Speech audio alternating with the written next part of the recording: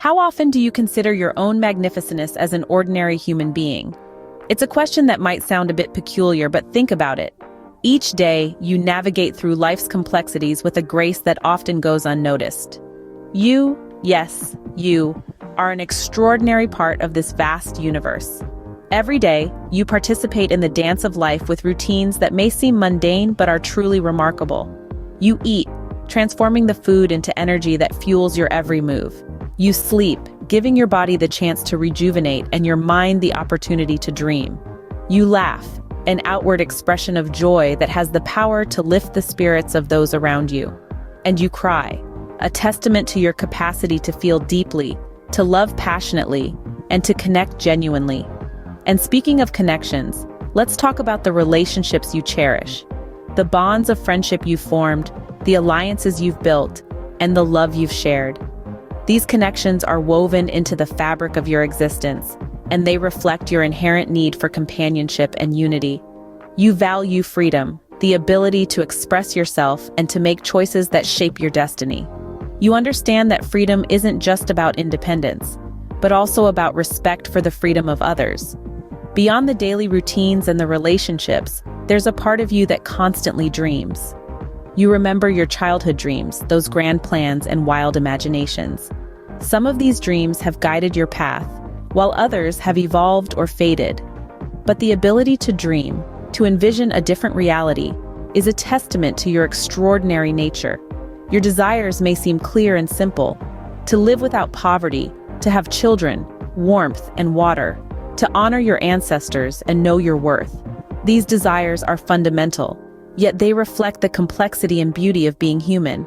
They remind us that even in our ordinariness, we are indeed extraordinary. So the next time you think you're just ordinary, remember this. Your desires may seem simple, but they reflect the fundamental aspects of being human. But in the midst of all this, do you ever feel fear creeping in? A curious question, isn't it? But let's delve deeper into this concept of fear. It's a universal emotion experienced by every human being at some point in their life. Yet, it's not always about being scared of the dark, or of heights, or of spiders. Sometimes it's a different kind of fear, a fear that's intangible, but very much real. You see, it's not necessarily a fear of something or someone. It's not a sudden jolt of terror that makes your heart race. No, it's a more subtle, more insidious kind of fear. It's a fear that slowly seeps into your heart, almost unnoticed, until one day you realize it's there, and it's been there for a while. This fear is rooted in a sense of emptiness or dissatisfaction. It's the feeling that despite having everything, there's still something missing.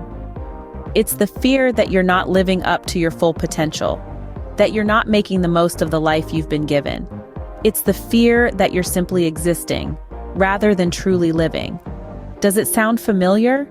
It might, because it's a fear that many of us share. It's a fear that often lies dormant within us until it's triggered by a certain event or a certain thought. But once it's awakened, it's hard to ignore. Why does this fear exist?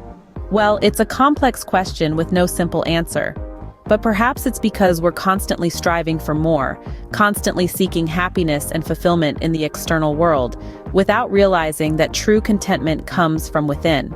So the next time you feel this fear creeping in, remember that it's not something to be afraid of. Instead, see it as a reminder to look within and to fill that emptiness with love, with joy, with gratitude. Because you have the power to do so. Remember, it's not fear of the external, but the internal emptiness that scares you. It's a call to action, a call to introspection and self-improvement. After all, you're not just an ordinary person. You're extraordinary in your own unique way. Let's take a moment to visualize what we've discussed so far. As we delve into this visual journey, you'll see a series of images that reflect the themes we've been exploring. Picture a quiet street lined with ordinary houses. Each one is different, each one is unique, just like you. This is the extraordinary ordinary. As the image shifts, you see a shadowy figure standing alone in the darkness. It's an embodiment of fear, the fear that's within all of us. But look closer. The figure isn't cowering, it's standing tall, facing the darkness head-on. This is you, confronting your fears, ready to overcome them. Now imagine a clock. Its hands are moving slowly, almost imperceptibly. It's a symbol of the wait, the anticipation of change. But notice how each tick of the clock brings us closer to the next moment, the next change.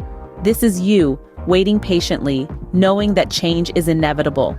Finally, picture a single flame flickering in the darkness. It's small, but it's powerful. It's a symbol of you, the individual. Despite the darkness around it, the flame continues to burn brightly. This is your power, your ability to shine, even in the face of adversity. Each image is a reflection of you, your experiences, your emotions, your potential. They're reminders of your extraordinary journey, your fears, your wait for change, and your power to make a difference. So, as we continue on this journey, remember these images. Remember that you are extraordinary, that you have the power to face your fears, to wait for change, and to make a difference. You're not just an image, but a story in motion, a living, breathing testament to the extraordinary ordinary, the fear within, the wait for change, and the power of you. In the midst of all this, do you ever feel like you're waiting for something? A change, perhaps? It's a feeling that can be hard to put into words. A sense of anticipation, a nagging unease. It's as though life is a play and you're waiting for the curtain to rise on the next act. But what that act is, you're not quite sure. You're not alone in this. It's a feeling that many of us share. It's a shared sense of expectancy, a collective breath held in anticipation. It's as if we're all on the edge of our seats, waiting for the next big thing to happen, the next big change to come. But what kind of change? That's the question, isn't it? For some, it's a yearning for a return to a simpler time, a time before the world became so complicated and fraught with challenges. For others, it's a desire for progress, for a world that's fairer, kinder, more inclusive. Some wait for personal change, for a shift in their circumstances or a transformation in their personal lives. And still, others wait for a change they can't quite define, a vague, nebulous sense that something needs to shift. This expectation, this anticipation, it's a sign of our shared humanity. It's a testament to our capacity for hope, our ability to believe in the possibility of a better tomorrow. It's a sign of our resilience, our refusal to accept the status quo when we know deep down that things can be better. But waiting for change can be hard.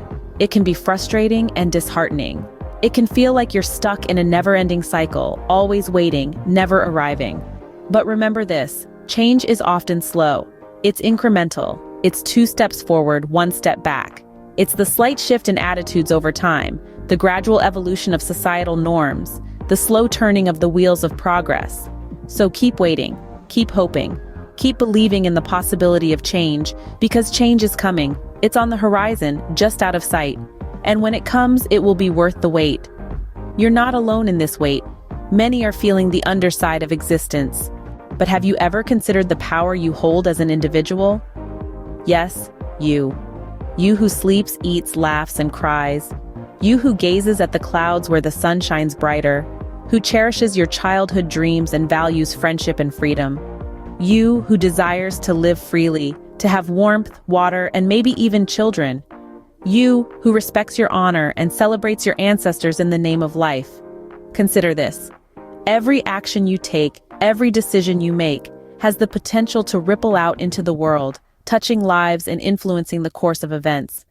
You are not a mere spectator in this theater of life.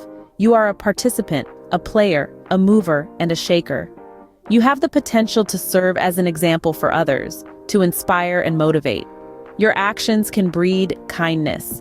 Your words can sow seeds of encouragement, and your heart can radiate love. You have the power to bring about change, to make the world a better place, one small act at a time. Faith plays a significant role, not just faith in a divine entity or a higher power, but faith in yourself, in your abilities, in your potential. Faith that you can make a difference. Faith that you can overcome your fears and step out of your comfort zone. Faith that you can stand up for what you believe in. Love, too, is a powerful force. Love for yourself, love for others, love for the world. Love that compels you to act, to care, to make a difference. Love that returns you to the essence of being human, to the core of what it means to exist. The world needs more people like you, people who remember their worth and honor their existence. You who holds the power to shape the world, to make it a better place. You who is extraordinary in your ordinary existence. You who are a human being, one of the best in the world.